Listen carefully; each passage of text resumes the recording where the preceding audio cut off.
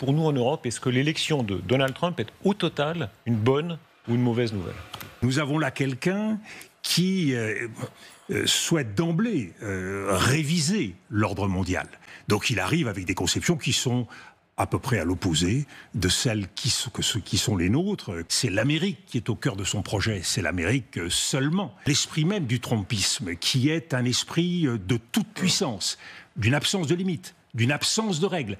C'est quelqu'un qui croit aux vertus de la toute-puissance. C'est-à-dire que rien qu'en prenant tous les sujets à bras-le-corps, en affichant sa volonté d'augmenter les droits de douane, de diminuer les impôts pour les Américains, croit qu'un véritable rouleau compresseur va modifier les rapports de force dans le monde et qu'à partir de là, tout le monde va s'aligner, se mettre au garde à vous. Si l'on veut diminuer les impôts des Américains, eh bien, dans l'idée de Trump, on va ponctionner, on va vassaliser le reste du monde. Et il aime dealer avec les hommes forts. Il aime ce corps à corps. Kim, Poutine, si. Exactement. Mais les démocraties, qui, elles, n'ont pas l'habitude de se retrouver dans ces situations de choc de puissance, eh bien, elles ont tendance d'emblée à donner tout ce qu'elles ont. Écoutons la présidente de la Commission européenne, on va acheter davantage de gaz de schiste. En gros, on va acheter les faveurs et un comportement amical de Trump. Pareil pour la Banque Centrale Européenne, on va acheter plus d'armement. Donc cette logique où on est déjà prêt à poser le tribut aux pieds de Donald Trump, mais il adore ça. C'est une jouissance d'empereur qui est la sienne. Il est là avec tous ces gens. Le combat n'a pas commencé. La partie n'a pas commencé. Et déjà, ils sont en train de déposer leurs offrandes au Moloch qui va les dévorer. On ne peut pas traiter avec cette Amérique-là. Elle défend des intérêts strictement américains. Donc l'Amérique n'est plus du tout là pour incarner une référence, pour éclairer. On voit partout fleurir une statue de la liberté qui prend ses valises pour partir, comme vont le faire un certain nombre de déportés immigrés. Mais l'image est belle, l'image est vraie. Il y a là aujourd'hui une Amérique qui n'est plus cette Amérique avec laquelle nous partageons et nous avons partagé tant de valeurs. Le mot clé pour les Européens, et pour un pays comme la France, c'est pas un mot étranger, c'est celui d'indépendance. D'indépendance et de souveraineté, dans le domaine géopolitique, dans le domaine militaire, mais aussi dans le domaine économique et dans le domaine des nouvelles technologies. Comment le faire ? Mais justement, tout ceci aurait supposé, comme je l'avais proposé par exemple sur les crises régionales, sur l'Ukraine ou sur Gaza, le Proche-Orient, ça suppose que nous fassions notre travail entre nous. Il y a le risque que l'Europe se couche. Qu'est-ce que serait une Europe vassalisée qui suivrait les États-Unis dans une alliance qui ne serait guidée que par la seule peur et des intérêts géopolitiques? C'est-à-dire qui, au nom de la sécurité et de la protection de l'OTAN, sans prendre en compte le fait et sans se demander si cette protection de l'OTAN, elle a encore un sens. Est-ce qu'elle est vraiment sérieuse? Eh bien, se rendrait aux Américains et qui, deuxièmement, pour garder la prospérité qui est la sienne et éviter que les barrières douanières soient trop importantes, eh bien, là aussi, accepterait, c'est la tentation, on le voit bien du côté des Allemands, en tout cas pour cette administration allemande. Donc, les risques sont maximum. Et c'est pour cela qu'on doit s'appuyer sur les peuples européens, parce que, vous savez, de temps en temps, il faut changer de lunettes. Quand on regarde les chaînes en continu, tous les jours... C'est bien, sauf que on s'habitue. Dans le fond, Donald Trump, il devient presque un personnage de bande dessinée, certes un peu épique et curieux, mais on s'habitue. On va presque bientôt, si on continue, finir par le trouver civilisé. Alors que tout est outrancier, tout est caricatural, et beaucoup de choses sont dangereuses pour la France et pour l'Europe. Est-ce que nous avons besoin, d'abord, de nous aligner? Faut-il s'aligner? Moi, je suis contre l'alignement depuis toujours. Et je pense qu'il y a un héritage français qui nous avertit que l'alignement, c'est déjà la dépossession de ce que nous sommes. Aujourd'hui, et c'est ça qui est intéressant dans la révolution géopolitique que les Européens devraient faire, nous devons être en mesure de pratiquer ce que le général de Gaulle avait pratiqué à travers une politique de bascule, de faire un bout de chemin avec les Américains sur certains sujets si c'est nécessaire, de faire un bout de chemin avec la Chine si c'est nécessaire, avec les grands émergents. Les grands émergents, ça va être l'enjeu de la lutte mondiale des prochaines années. Si nous nous couchons devant Donald Trump, eh bien nous ne valons rien. Et donc, il achètera l'Europe pour pas cher. Et que vaut aujourd'hui la protection américaine ? Vous citez l'Ukraine. Vous voyez, vous, un engagement très fort du président des États-Unis, ne serait-ce que même à prendre en considération l'avis des Européens. Vous avez écouté sur le Groenland, le Panama, le Canada. Vous êtes sûr qu'il sait sur une carte où se trouvent la Lituanie, la Lettonie, les pays baltes, je ne cite même pas de plus grands pays parce que je ne veux faire de peine à personne. Vous êtes sûr qu'il est prêt à utiliser l'article 5 pour ces pays? Le piège qui nous est tendu, 5%. Dépenser plus d'argent, mais évidemment, à condition que cet argent soit dépensé pour acheter américain. Mais ce n'est pas du tout l'intérêt des Européens aujourd'hui. Toutes les guerres engagées par les États-Unis, elles ont été perdues. Je crois qu'il faut prendre en compte les évolutions du monde. Nous avons changé de monde. Nous sommes dans un monde, aujourd'hui, qui est un monde multipolaire, même s'il y a des empires qui ont vocation à perdurer. Les problèmes de la planète, Los Angeles qui brûle, c'est pas l'Amérique toute seule qui va pouvoir régler la question. Donc, Donald Trump est quelqu'un qui ferme les yeux sur la réalité du monde d'aujourd'hui. Il croit que la puissance est susceptible d'aplatir l'ensemble de ses adversaires et même de ses partenaires. Je crois que le principe de réalité va apparaître très rapidement. Cet esprit de non-alignement, cet esprit de respect de toutes les cultures, de toutes les civilisations, j'aimerais vous entendre là-dessus. J'étais frappé de ce que vous disiez sur l'Algérie. Vous êtes un des rares personnages politiques aujourd'hui en France qui rappelle par exemple l'occupation de l'Algérie, 130 ans d'occupation, et qui a une forme de passif, ce qui n'excuse rien, ni Boualem Sansal, ni d'autres crimes qui peuvent être commis, mais par un régime qui retient un innocent, mais qui a un passif qui n'a pas été réglé. Cette terre, nous l'avons eue en partage. Elle était française. Et le code de l'indigénat, il a été supprimé en quelle année ? 1958. C'est dire qu'il n'y avait pas véritablement d'égalité entre l'indigène algérien et nous-mêmes. Donc nous n'avons pas mis en pratique les belles idées, les belles valeurs qui sont les nôtres. Je ne suis pas pour la repentance. Je crois que c'est une démarche beaucoup plus active, beaucoup plus mûre, de reconnaissance. Et ça, j'allais dire, c'est notre honneur que d'être capable de reconnaître ce que nous avons fait et d'être capable de le regarder en face. Mais si on veut avancer avec le peuple algérien, je crois que de part et d'autre, c'est un travail indispensable. Mais ça veut dire, pardon, des solutions comme rompre avec l'accord de 68, c'est excessif selon vous ? Mais tout est possible. Oui. Ça. Non mais moi, je pourrais vous... Non mais je n'ai pas de ligne rouge dans le choix de telle et telle politique. Ce que je dis, c'est que l'accord de 68, il est utilisé aujourd'hui, non pas du tout comme une mesure vis-à-vis de l'Algérie. C'est aujourd'hui une stratégie de communication, de politique intérieure. Quasiment tous les hommes politiques qui parlent de l'Algérie aujourd'hui parlent de l'Algérie pour parler aux Français. Et il faudrait quand même de temps en temps, quand nous parlons à l'Algérie, parler aux Algériens. Bon, donc, ça ne veut pas dire qu'il faut renoncer à nos principes. Boualem Sansal, vous l'avez cité, grand écrivain, il se trouve qu'il a aujourd'hui aussi la nationalité française. Il se trouve qu'il est malade. Eh bien, oui, je crois que les principes qui sont les nôtres doivent nous conduire à tout faire pour qu'il soit libéré. Mais cette fermeté sur les principes doit s'accompagner d'un véritable discours avec l'Algérie. Nous avons engagé des petits pas mémoriels. Il y a un moment où il faut être capable d'assumer, au-delà des petits pas, une réalité. Nous avons, depuis des décennies, la perspective d'un grand partenariat avec l'Algérie. Nous avons des complémentarités sur le plan économique, sur le plan stratégique. Nous avons des défis communs. Ce qui se passe au Sahel pour nos services de renseignement, c'est une véritable menace de part et d'autre.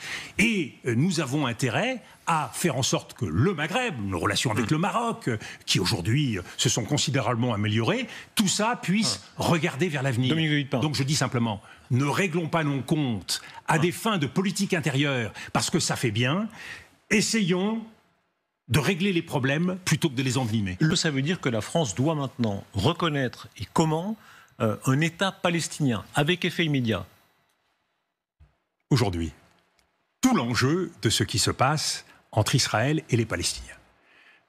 Malheureusement, un certain nombre des prévisions qui avaient été faites, il n'y aura pas d'éradication du Hamas, un certain nombre, des milliers de morts civiles, de femmes et d'enfants. Pourquoi est-ce qu'on n'aurait pas pu avancer des propositions et régler cela avant avec un peu plus d'humanité?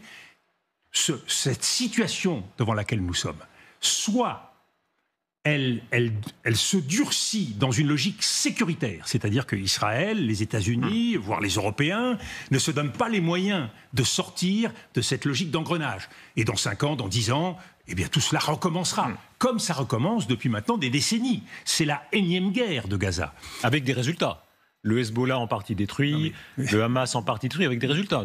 Voyons les choses. Avec des résultats ponctuel, mais une fois de plus, vous savez, les choses se reconstituent. Et malheureusement, si vous ne passez pas à l'échelon politique, et c'est bien tout ce que je souhaite, c'est qu'on soit capable de transformer cette logique d'affrontement, cette logique sécuritaire, en énergie politique, en force politique. Ça veut dire quoi? Reconnaissance de l'État palestinien. Comment exactement? Reconnaître un État palestinien. Aujourd'hui, cette dynamique-là, qui amènerait la France, et ça changerait beaucoup de choses. Il y a certains pays européens qui l'ont déjà reconnu.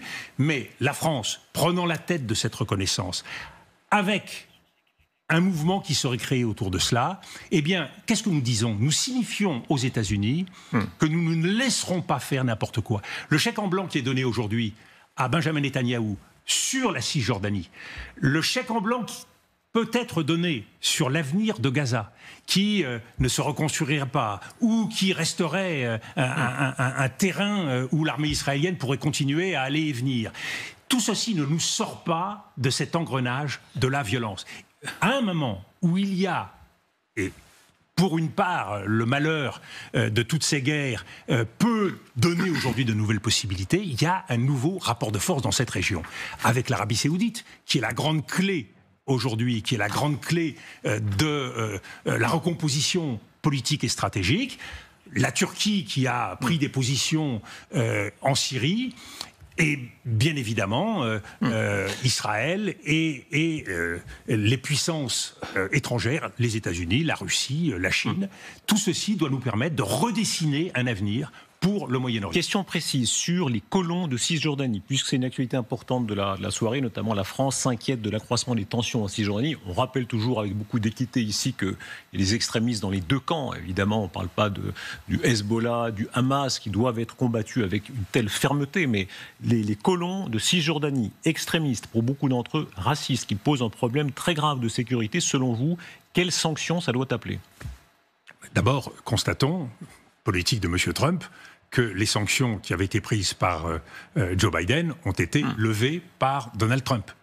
Et que la politique d'ouverture sur Gaza, cessez le feu, et souhaitons que les otages israéliens, nombreux, puissent être libérés dans les prochaines semaines et les prochains mois, comme la libération d'un certain nombre de prisonniers palestiniens. Mais la compensation donnée aux extrémistes du gouvernement Netanyahou, c'est carte blanche pour avancer la colonisation en Cisjordanie.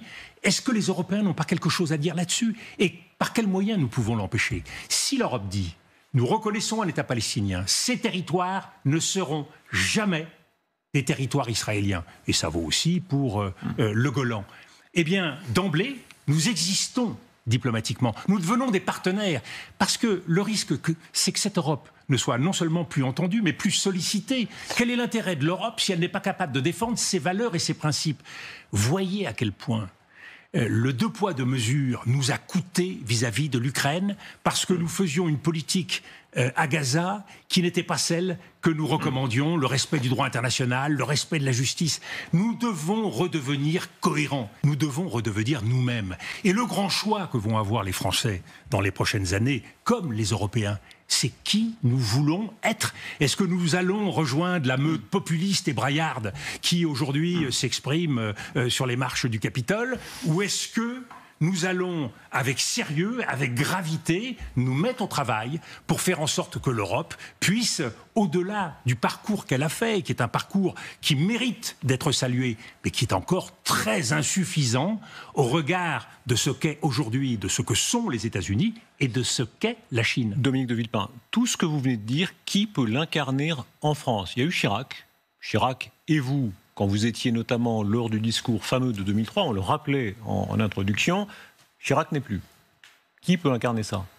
Eh bien, c'est tout l'enjeu. Et ma conviction, c'est qu'il n'y a pas forcément d'homme providentiel.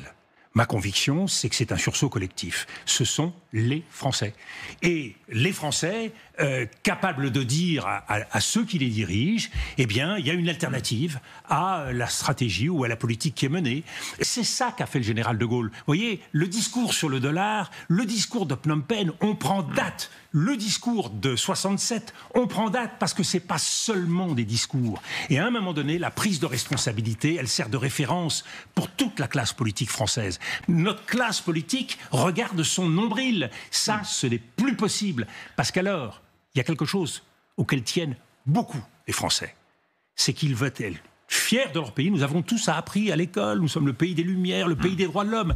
Mais où sont les droits de l'homme? Où est l'universalisme français aujourd'hui? Quand s'exprime-t-il? Sur quel grand sujet prenons-nous date? Aujourd'hui, le risque, c'est l'effacement, c'est le petit calcul, c'est pour avoir droit à faire ce petit quelque chose, nous bradons notre identité et nos valeurs. Encore. Nous sommes devant des défis existentiels pour la France.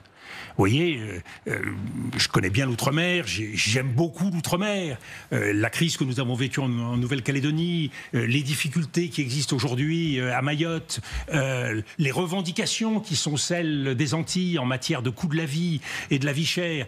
Tout ceci fait que nous devons remettre sur la table les raisons qui sont les nôtres de vivre ensemble. De vivre ensemble ici, de vivre ensemble sur l'ensemble des territoires ultramarins. C'est ce pacte vital que la nation a avec elle-même qui doit être aujourd'hui ravivé. Et c'est pour cela que je ne crois plus à ces exercices politiciens, à ces shows télévisés auxquels on se livre. Aujourd'hui, il faut revenir à l'essentiel. Parce que c'est l'essentiel qui est en cause. La raison qui m'amène à être ici ce soir, c'est d'informer, de prévenir nos compatriotes. Parce que je crois à la force du citoyen. Chacun individuellement, qu'une partie de l'avenir de notre pays est dans sa main. Vous voyez, on a tous cultivé une mémoire française, la mémoire de la résistance. C'est que notre pays n'a été sauvé que par ceux qui se sont levés, pas par ceux qui se sont couchés. Et en matière de se mettre debout, croyez-moi, l'Afrique, l'outre-mer, ils ont été souvent devant. Je ne crois pas que la France soit n'importe quel pays. C'est pas un pays comme les autres. Est-ce qu'il y a encore aujourd'hui une parole faite de mesure, d'humanité, une parole qui peut s'adresser à tous les Français, ou est-ce que la politique est devenue ce qu'elle est, malheureusement, et je l'ai vu grandir depuis 2007, une logique de part de marché. Chacun cultive les siens pour essayer d'être là au premier tour, et à partir du premier tour, se dire qu'on va faire une percée. Qui peut porter ça? Monsieur Rochebin, la première bataille à mener, et c'est celle qui commence encore plus aujourd'hui avec l'arrivée de Donald Trump, c'est la bataille des idéaux, c'est la bataille des idées. Vous savez, si les idées sont bonnes, si les idées retrouvent un écho, mais si tout le monde considère au contraire, mais déroulons le tapis rouge à Donald Trump, la bataille sera perdue. La France a un exemple à donner en Europe.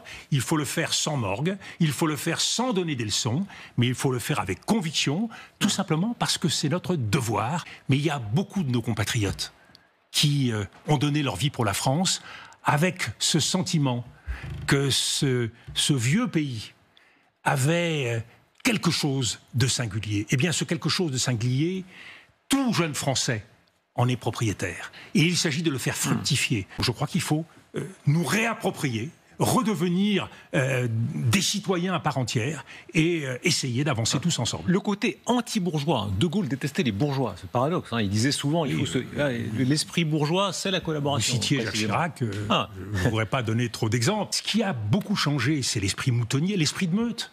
Aujourd'hui, la politique, chasse en meute. Et les réseaux sociaux ont accéléré cela. Vous avez un homme politique qui dit une bêtise, mais immédiatement, il est soutenu par toute une série de gens. Et évidemment, quand il s'agit de prendre la parole derrière, on a l'impression parfois qu'on prend un sacré risque en essayant de dire autre chose. Donc aujourd'hui, l'esprit de meute, il est à condamner, parce que ce n'est pas l'esprit français. Moi, je crois que la diversité est une source de richesse. Et la France, c'est le pays de la diversité, diversité des talents, diversité des expériences, diversité des cultures. Aujourd'hui, on veut considérer que c'est dans l'homogénéité qu'est le salut. Mais s'il s'agit de rester entre soi et de lever le petit doigt dans les dîners en buvant une coupe de champagne, c'est pas ça la France. Est-ce que la guerre est inéluctable? Mais la guerre, c'est justement la démission. La guerre, c'est refuser de prendre date, refuser d'agir tant qu'il est encore temps. La guerre au Proche-Orient, si nous ne créons pas un État palestinien, je vous garantis que le cycle de guerre continuera. Si nous acceptons de rayer de la carte la Cisjordanie et de mettre en coupe réglée Gaza sans faire surgir un partenaire palestinien, c'est difficile. L'Europe, le danger de Poutine. Mais c'est le rôle de l'Europe. Qui peut le faire? Qui peut le faire? Et de la même façon en Ukraine. Si nous laissons Donald Trump suivre sa pente naturelle, mais Donald Trump, l'Ukraine, c'est pas son sujet. L'Ukraine, c'est l'Europe. Parce que de toute façon, nous aurons moins de sécurité avec Donald Trump et vraisemblablement aussi, dans son esprit, moins de prospérité. Donc au moins, soyons indépendants. L'indépendance de la France et de l'Europe ne doivent pas être négociables. Mon verre est petit, mais je bois dans mon verre. Et ça, croyez-moi, les paysans français le savent bien. Et nous ne devons pas renier cet esprit-là.